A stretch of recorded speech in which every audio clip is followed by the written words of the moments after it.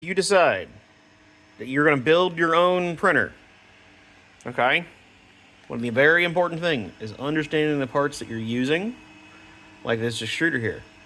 And on top of that, making sure you get your calibration right on your E-step. So everything is right,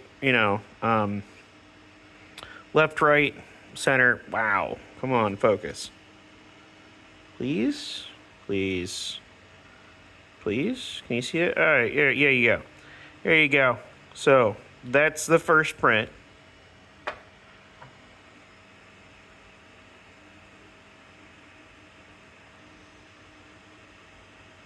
This is where we are now.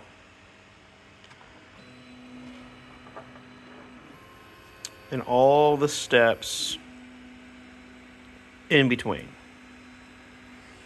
And now I'm doing it again. I need to verify our